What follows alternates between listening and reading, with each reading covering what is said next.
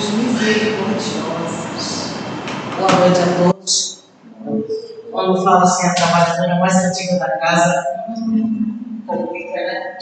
Aí queima um pouco esse nosso filme, né? Mas estamos aí, de fato, somos a trabalhadora hoje, né? A trabalhadora mais antiga da casa.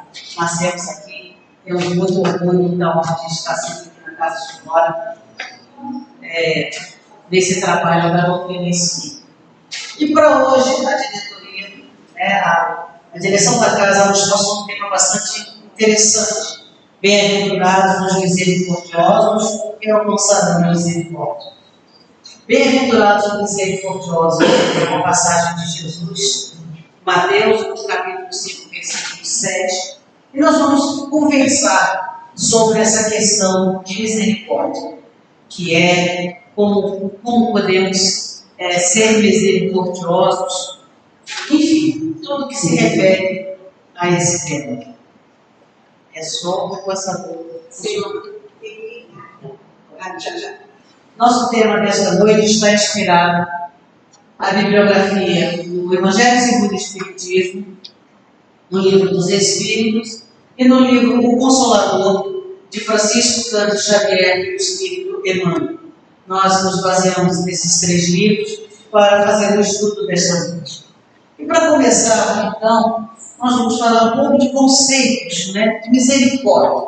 Segundo o dicionário, misericórdia quer dizer compaixão suscitada pela miséria alheia, indulgência, graça, perdão.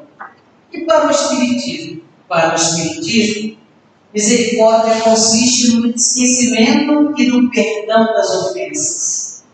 O ódio e o rancor denotam alma sem elevação nem grandeza. O esquecimento das ofensas é próprio da alma elevada, que paira acima dos golpes que lhe possam desferir. Essa explicação está no Evangelho segundo o Espiritismo, no capítulo 10, no item 4. Então nós vemos que misericórdia é realmente o esquecimento e o perdão das ofensas. E como falar de perdão? Porque nós ainda somos espíritos em evolução e eu não vou chegar aqui, nós temos que perdoar, nós temos que ser bonzinhos, nós temos que ser nós mesmos. Nós temos que procurar nos melhorar para que nós possamos ter a oportunidade de perdoar. Mas como é que a gente pode fazer isso? Ao longo do nosso estudo, nós vamos ver os caminhos que podemos seguir para minimizar e perdoar, pelo menos progredir na senda para chegar ao perdão. Mas, o que seria o perdão? Segundo o dicionário, significa desculpar, absolver, evitar. É o estado de ânimo em que se encontra alguém agravado por outrem, seu agressor, e sente-se desagravado. Então, o perdão é a pessoa que se sente desagradada por alguém que o feriu. Aí ele tem que lhe dar o perdão e lhe perdoar. Mas será que é isso mesmo?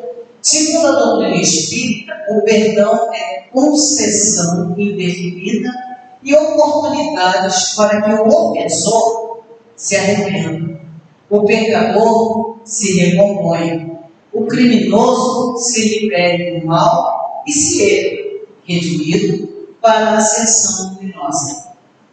Veja bem, a definição de perdão para a doutrina espírita é você fazer com que o ofensor se arrependa daquilo que lhe ofendeu. E como é que você pode fazer isso? Através das ações. Na questão 661 do Livro dos Espíritos, Kardec pergunta: podemos utilmente pedir a Deus que perdoe as nossas falhas? Mais fácil, né? Pedir a Deus, me perdoa as falhas, eu agora vou ser bonzinho, não vou mais fazer isso, não vou mais fazer aquilo. Promete nenhuma atividade e não faz nenhuma. A espiritualidade responde: Deus sabe discernir o bem do mal. A prece não esconde as nossas falhas. Aquele que a Deus pede perdão de suas faltas só se obtém mudando de proceder. As boas ações são a melhor prece. Por isso que os atos valem mais do que as palavras.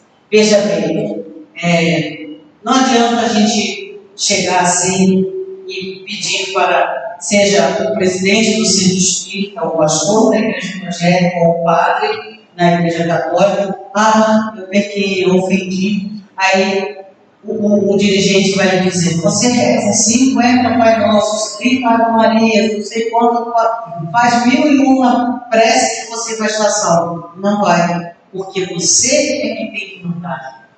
A prece você pode fazer e deve fazer para te dar forças para que você possa mudar o seu comportamento, para que você possa fazer a sua autolibertação, para que você possa mudar o seu proceder.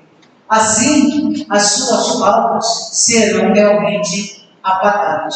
Nós só apagamos uma falta cometida quando nós ofendemos alguém, cometemos um ato desse de ofender alguém. Essa falta será apagada através dos nossos bons atos, através da caridade, através do amor ao próximo. É assim que nós vamos conseguir nos reerguer moralmente. Não é fazendo 50 preces na sua vida todos os dias com de joelho no mínimo. Só vai ficar com o joelho dodói, vai ter um problema sério de artrose e não vai adiantar muito moralmente. Porque o que realmente nos redime são as nossas ações. Isso sim é que conta para a espiritualidade.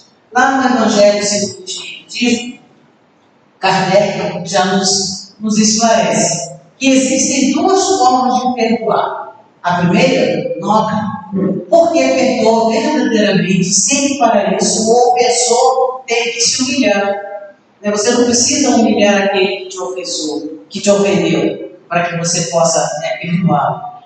Certo? É perdoar sem interesse e sem segunda intenção. Enquanto que a outra forma é mentirosa, pois subjuga o adversário, obrigando-o a se humilhar diante as condições impostas para o perdão. Isso não é perdão, é mentira, é capricho. Isso eu estou falando não, é lá do Evangelho. Então, realmente você perdoar o seu ofensor de uma maneira sem humilhá-lo é muito mais nobre do que você chegar e expor toda aquela situação para que ele se sinta diminuído, para que ele se sinta humilhado. Mas, como é que a gente perdoa?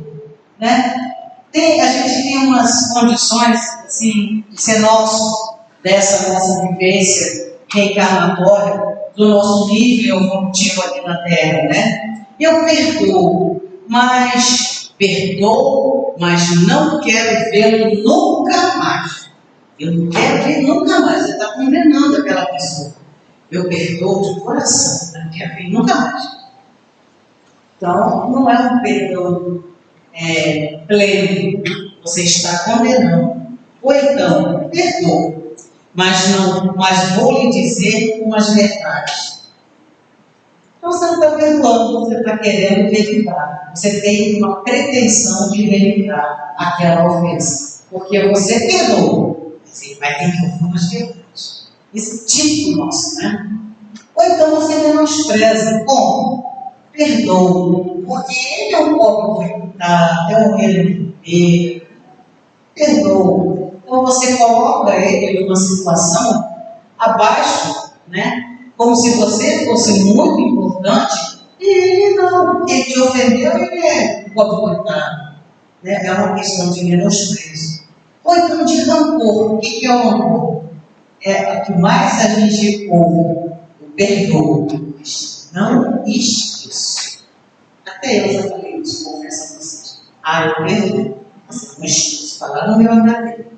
Isso é típico nosso porque somos espíritos em evolução. E tem também o perdão da pessoa, que é perdoa, porque Deus há de castigar. Olha só, na verdade, todos esses pontos de perdoar não são ideais, mas são o que ainda nós oferecemos, porque nós somos espíritos em evolução. Nós precisamos trabalhar dentro de nós essa questão de como perdoar, porque nós devemos lembrar que não há perdão total sem compreensão. E o que seria compreensão? O que é compreender? É você compreender as necessidades e as limitações do seu próximo. Quando você começa a entender que ele é uma pessoa, ou ela é uma pessoa que precisa ainda compreender o bem do mal, o ruim do bom, você começa a perceber que você pode melhorar aquela pessoa, fazer com o próximo que não gostaria que fizesse com você. Então, quando nós começamos a compreender aquela pessoa que nos ofendeu, a gente já está começando a minimizar aquela situação. No livro Consolador, Emmanuel, na questão 338, explica por que Jesus aconselhou perdoar 70 vezes 7. A Terra é um plano de experiências e resgates, por vezes, bastante penosos, e aquele que se sinta ofendido por alguém não deve esquecer que ele próprio pode também errar 70 vezes 7. Quando Jesus diz 70 vezes 7, não é 490, não. É 70 vezes 70 vezes 70 vezes 70 vezes 70, 70 vezes. Aquele resultado multiplica por 7. A máquina dá ele. Quando você pega lá a máquina, ela dá ele. Então é 70 vezes 70. 70 vezes 70 vezes 70 vezes 70 vezes 70 vezes 70. Dá 70 vezes. E aquele resultado que der multiplica por 7. Então é realmente perdoar, não esquecer aquela ofensa recebida. Mas na Terra, nós ainda somos um planeta de provas e expiações, e nós estamos em experiências que precisam ser vividas, resgates que precisamos viver para que nós possamos aprender e nos burilar. E esse é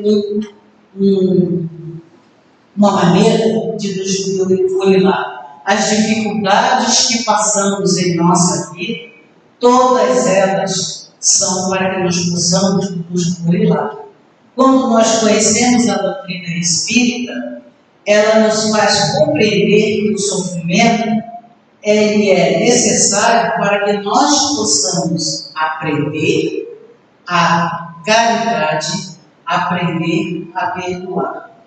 É difícil? É muito difícil, porque nós estamos ainda num plano evolutivo complicado, mas nós podemos já começar a pensar na possibilidade de compreender aquele pessoa. Por que ele é assim? Porque ele ainda não consegue entender que ele está numa experiência na Terra, uma experiência carnal, que ele precisa evoluir, que ele precisa tomar rédeas da sua existência para o bem. Que enquanto ele está pensando em prejudicar o próximo, em ofender o próximo, ele está parado, ele está estacionado. Quando nós começamos a ver desse modo o ofensor, a gente começa a sentir, digamos, um sentimento de pena, mas um sentimento de querer ajudá-lo a se melhorar. Mas, às vezes, ele não quer se melhorar, mas você faz a sua parte de tentar ajudá-lo, de fazer orações por ele. Só isso já é um grande passo para você. Porque é muito difícil a gente parar e fazer uma oração para aquele que nos agride. É diluir, começar a diluir a mágoa. Quanto mais oração você faz para que aquela pessoa possa se transformar, possa compreender a necessidade de se melhorar, essa mágoa vai dissipando no seu coração. Você vai fortalecendo o seu anjo de guarda e você também vai começar a fortalecer o anjo de guarda daquele irmão que te ofendeu. Passou aqui uma mensagem que em qualquer momento da sua vida, olha, mais ou menos assim, ela pode não resolver, mas ela vai te dar forças e vai ajudar a transformar. Mais ou menos assim a mensagem que passou. A força da oração, ela transforma. É devagar, é lenta, porque esbarra no nosso ser, ou no ser que você está orando. Mas, sabe aquele ditado de água mole, o vento dura, tanto bate, até que fura? O bem sempre vence. O bem sempre está acima de qualquer situação que se apresenta. Então, quando nós nos dispomos a orar por alguém, a orar por aquele ofensor, vai realmente, pode demorar um pouco, mas a nossa mágoa vai se dissipando e ele vai também começando a se transformar para melhor. Porque a força da oração é muito importante. A força das palavras, do pensamento e principalmente da ação do bem é que transforma. Jesus nos falou: conserta-te sem demora com o teu adversário, enquanto estás a caminho com ele, para que não suceda que ele te entregue ao juiz e que o juiz te entre no teu ministro e sejais mandado para a cadeia. Está lá em Mateus, capítulo 5, versículos 25 a 26. Por que Jesus falou isso? Porque quando nós desencarnamos com a mágoa de alguém, o espírito sofre mais ainda. Ele muitas das vezes acompanha aquela pessoa que está reencarnada. Né? Então, aquela mágoa custa mais a dissipar. Quando você está aqui encarnado e já começa nesse processo de oração, de minimizar a sua mágoa em favor daquele seu ofensor, tudo vai se dissipando. É um processo lento? Porque somos espíritos em evolução. Não queiramos que seja um passe de mágica, porque nada é mágico, nada é mágico. Se alguém chegar e olha, você está de fora, já puxa, que a sua vida vai melhorar, você vai andar para frente, que tudo vai dar certo. Vai sim, tudo vai dar certo, tudo vai melhorar, você vai andar para frente, mas você tem que fazer a sua parte. A sua parte é orar e vigiar. Sim, você vai melhorar, você vai para frente, você vai ter mais forças para ultrapassar os obstáculos que vierem na sua direção. Não é nenhum milagre, porque eu não conheço nenhuma casa espírita onde seus trabalhadores ganham na Mega Sena. Então, não acontece milagre. Né? Todo mundo tem o seu trabalho, todo mundo ganha a sua vida profissional no seu dia a dia, mas ninguém nunca ganhou na Mega Sena. Então, se casa espírita fizesse milagre, já começaria pela diretoria, né? Estaríamos aí todos já com o Porsche estacionado ali na frente. Mas não é assim. É nosso merecimento.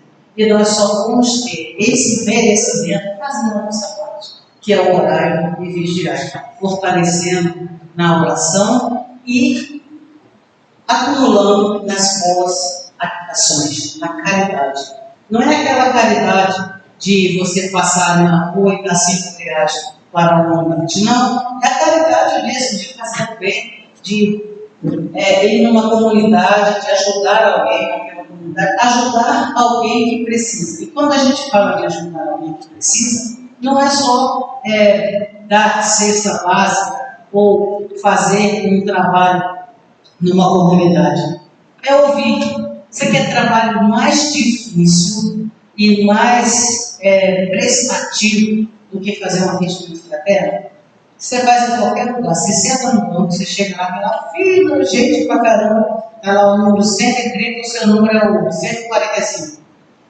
Aí chega a pessoa do seu lado, fica lá quietinha, daqui a pouco começa a puxar pau, aí começa a conversar, fala das tristezas, de algum problema familiar, e você está ouvindo, nossa, fazer atendimento fraterno aqui agora. é uma caridade que você está fazendo.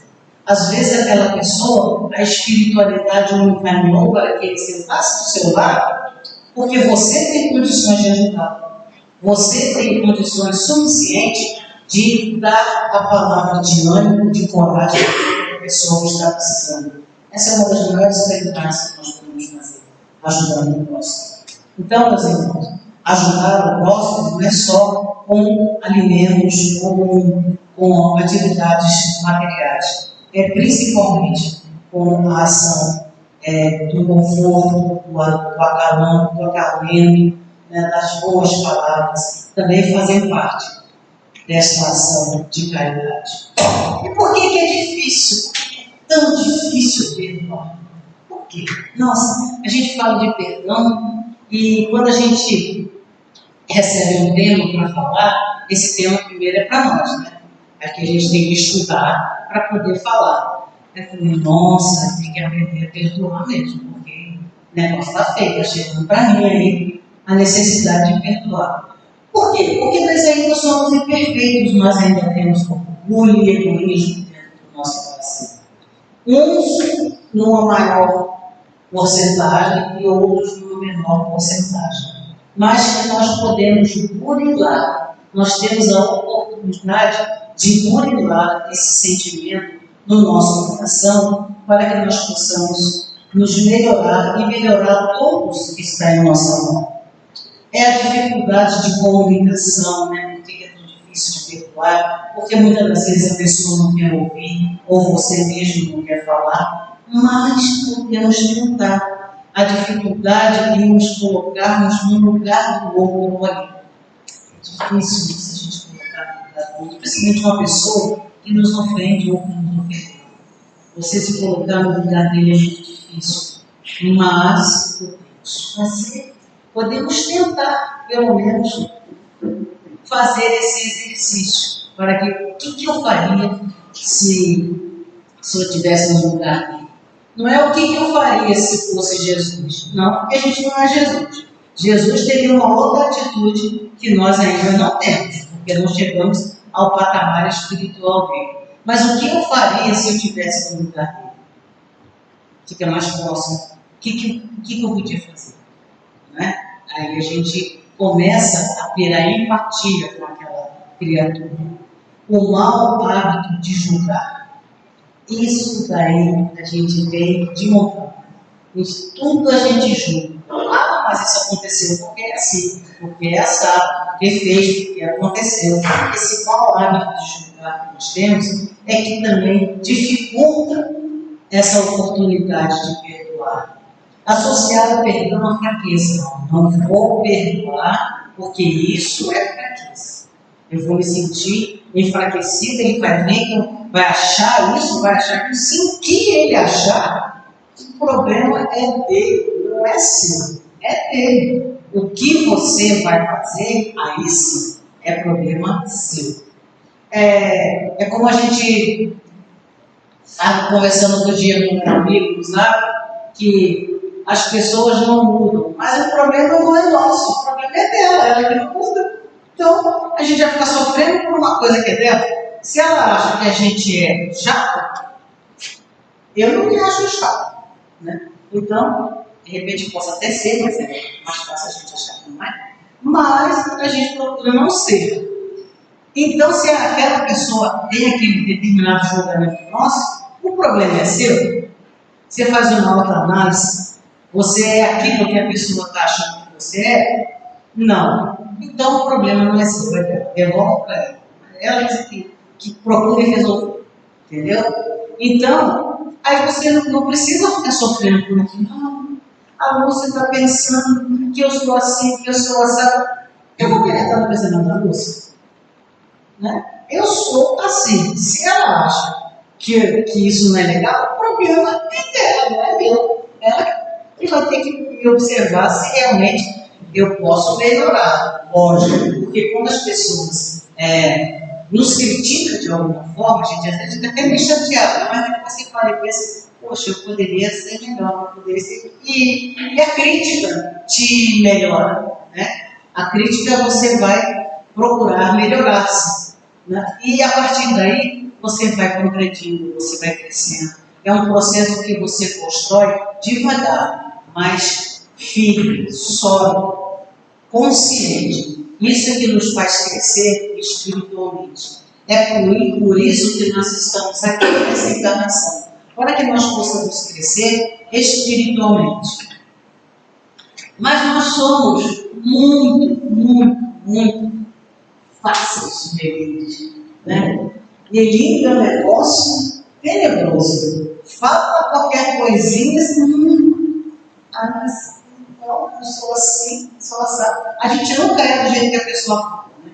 A gente sempre acha que é a pessoa que é chata. Mas a gente para e pensa se é mesmo ou não, né? E aí, se você chegar à conclusão de que aquela pessoa tem um pouquinho de razão, procure se melhorar. Vale a pena você procurar se melhorar, né? E por que o perdão e o esquecimento devem significar a mesma coisa? Será? Divaldo fala que a gente perdoa, mas não esquece. Aí você fica, nossa, Divaldo falou isso, né? Que o perdão é diferente de esquecer. Mas por que ele fala isso? Porque ele sabe que no nosso nível evolutivo, a gente não perdoa plenamente, porque a gente não esquece. Fica lá no nosso barriga. A mágoa ainda não se dissipou totalmente. Quando ela se dissipar totalmente, aí sim, o perdão pleno vai acontecer. Mas enquanto você estiver trabalhando para minimizar aquela mágoa, você ainda não perdoou plenamente. Para nós imperfeitos, perdoar independe de esquecer. Perdoar tem a ver com a paz que se dá. Perdão não é amnésia. Então, o perdão não é amnésia. Você pode ficar mais tranquilo e, a partir daí, esse sentimento você trabalhar para que essa mágoa se dissipe. É necessário diluir. É porque, enquanto você está pensando naquela ofensa, você está sofrendo. Caso contrário, o perdão torna-se superficial. Então, não é só você, olha, eu te perdoo. Mas ele não vai receber. Aí entra lá naqueles tipos de perdão que nós falamos lá atrás.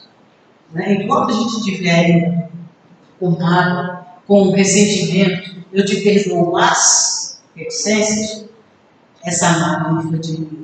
O que nós podemos fazer para diminuir? Trabalhar no bem. Fazer ações no bem.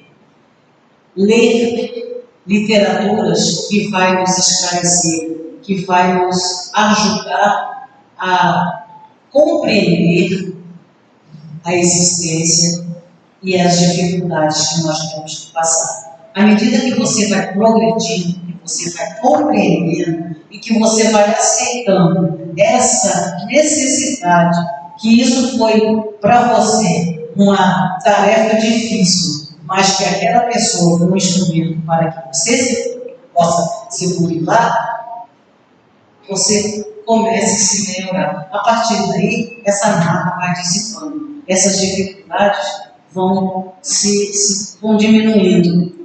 E Emmanuel, na questão 340 do Consolador, nos fala: o perdão significa renunciar à vingança, sem que o ofendido precise convidar, ou seja, precisa lembrar plenamente que faz a falta do seu irmão.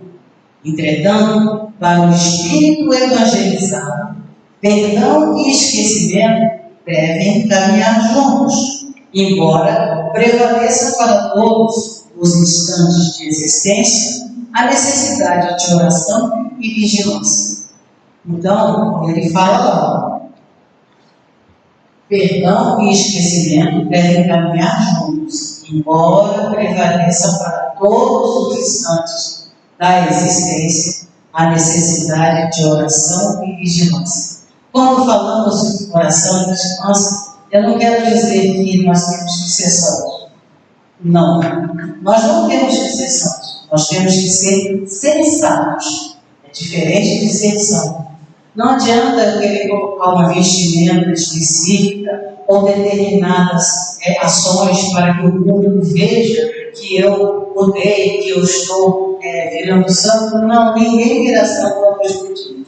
A santidade se dá através da sua compreensão, da sua necessidade de melhorar, de você se tornar uma pessoa melhor naturalmente. Eu confesso que há 10 anos atrás eu era extremamente pavio curto, né? Falou, respondi, era um pavio curto danado. Aí passamos por algumas situações que nós fomos aprendendo a dominar esse ímpeto. Não é também não. O ímpeto está dominado, mas também não está dominado. Ainda somos espíritos em evolução. Mas já melhoramos muito, né? Achamos que melhoramos muito, mas temos muito a melhorar.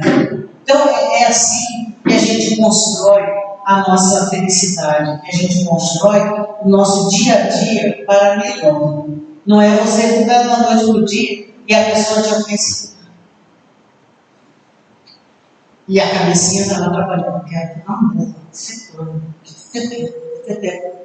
não é isso que a doutrina pede. A doutrina pede consciência. Jesus falou, né, que nós somos espíritos e que nós temos que ser conscientes da nossa existência. A partir daí, nós vamos nos melhorando. E a espiritualidade nos ajuda, porque ela sabe plenamente das nossas intenções. Perdoar a necessidade? Não. Será? Sim, por motivos diversos. Ainda somos imperfeitos, temos que cultivar a compreensão, que é compreender o próximo, facilitar a convivência, o relacionamento entre nós e os outros, melhorar o ambiente vibratório que vivemos para o nosso próprio bem. Quando eu falo melhorar o ambiente vibratório, é aquela pessoa que passa 24 horas no dia só pensando em música funk de baixa qualidade, em más companhias, em assuntos, né, na televisão, só procura aqueles noticiários bem vigorosos, né, nas notícias mais escandalosas. Não, nós temos que melhorar o nosso dia a dia com coisas salutares, né? Se tiver oportunidade, sempre olhar, ter um olhar bom para uma situação que nos apresenta. Você tem dificuldade com determinadas pessoas, por quê? Será que eu também sou complicado assim como ela? Será que ela é mais complicada que eu? O que eu posso fazer para ajudar? Entendeu? Então, se de tudo você não pode fazer nada, conversando com aquela pessoa, mas você pode orar por ela. A oração é a arma mais poderosa que nós temos em nossas mãos. E a oração não precisa ser Pai Nosso, Ave Maria, não precisa ser nada decorado. O que é a oração? É uma conversa com Jesus, é uma conversa com os amigos espirituais que você tem, né? Que você chega, olha, eu estou passando por essa dificuldade, me dá força, me dá coragem. A espiritualidade sempre está ao seu lado. Tem uma frase que a gente vê muito por aí nos carros, nos locais, Deus é fiel. Gente, Deus sempre é fiel. Nós é que não somos fiel a Ele. Muitas das vezes, nós é que nos afastamos dele. Ele está lá, bonitinho, esperando que nós possamos dar a oportunidade dele da gente se aproximar cada vez mais dele. Não é que ele seja todo poderoso e a gente tem que ir, não. É que nós temos que reconhecer que nós estamos num caminho diferenciado e que nós nos afastamos dele. No momento em que ele fala, você fala, Jesus, me ajuda, ele vai falar, eu sei que estou aqui do seu lado. Você nunca pediu nada, mas eu sempre estou aqui do seu lado. Então, pedir é humildade, não é fraqueza, é humildade. Então, a oração é a maior arma que nós temos para que nós possamos nos fortalecer e fortalecer aquele irmão que precisa de se melhorar nessa existência. Quem é que precisa de perdão? Todos nós precisamos de perdão. Somos espíritos eternos e perfeitos ainda quando demonstram a complexidade de sentimentos e emoções contraditórios que se agitam dentro de nós, levando-nos a erros e enganos. Não somos o dono do mundo. Ainda erramos, ainda nos enganamos. E lembrando que o perdão é caridade que se deve ser cultivada. É caridade que se deve ser cultivada. Na questão 886 do Livro dos Espíritos, Kardec pergunta: qual o verdadeiro sentido da palavra caridade como a entende Jesus? A espiritualidade respondeu: benevolência para com todos, indulgência com as imperfeições dos outros, perdão das ofensas. Indulgência com a imperfeição dos outros é você compreender por que aquela pessoa é tão complicada. Tentar ajudá-la. Se não conseguir, olha, não vai ser nada difícil. Olha, porque a oração, ela sempre nos fortalece e sempre nos ajuda. Aí entramos num tema de aprender a perdoar. Perdoar é desculpar, não valorizando a ofensa, ao contrário, minimizando. Não sentindo o ofensor o inimigo, mas uma pessoa com dificuldades pessoais. Quando você começa a pensar que o seu ofensor é uma pessoa com dificuldades pessoais, você já está minimizando a sua alma.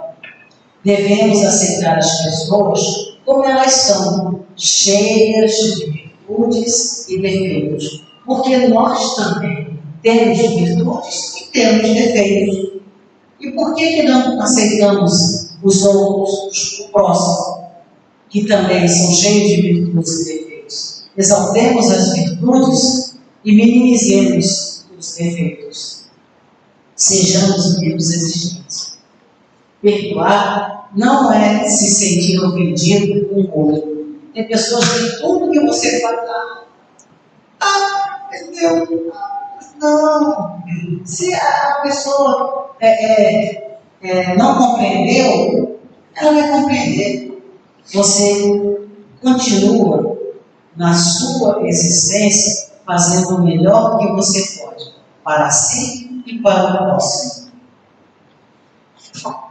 E aí você pode ficar exercitando o ato de perdoar, que é renunciar à vingança, perdoar a ofensa, esquecer de exigir justiça.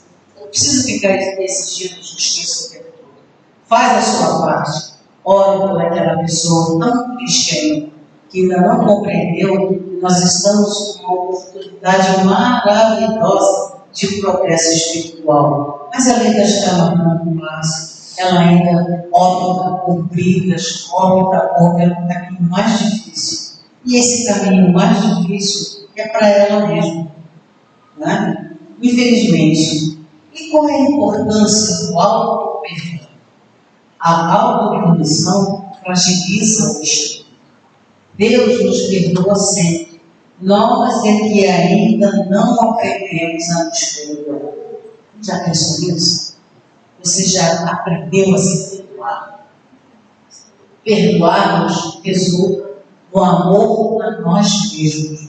Você se ama? Já pensou nisso? Você se ama de verdade? Perdoar-nos é não importarmos com o que fomos.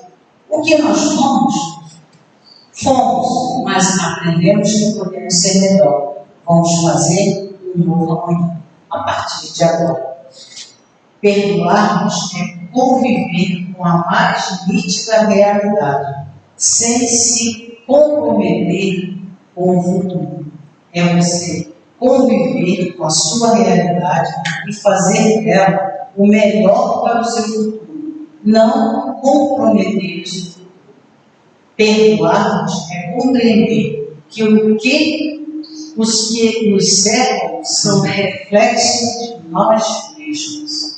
Olha só, esse último livro aqui, são reflexos de nós mesmos.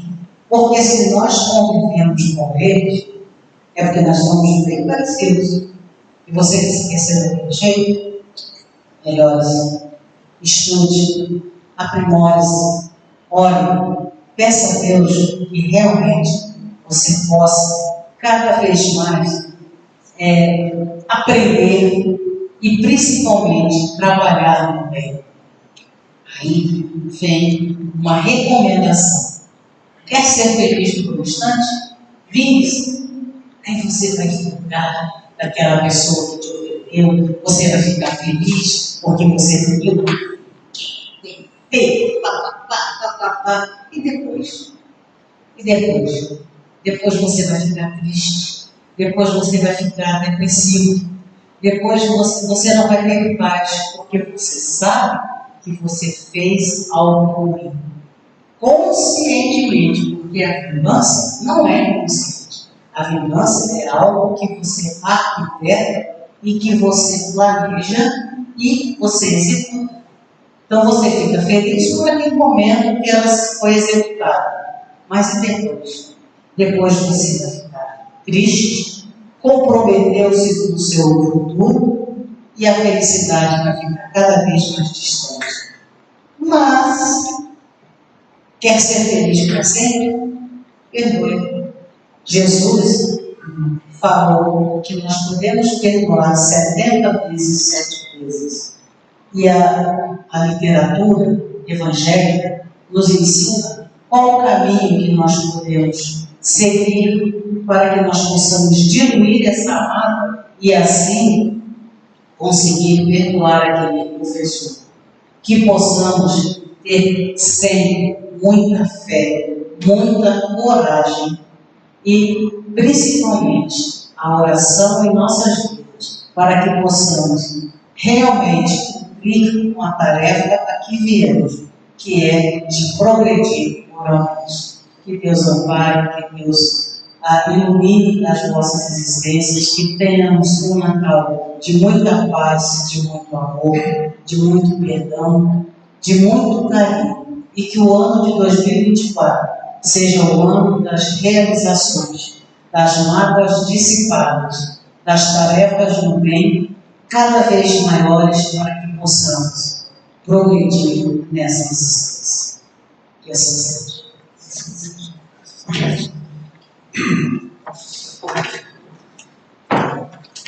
Nós agradecemos então a Rosângela por essas palavras importantes.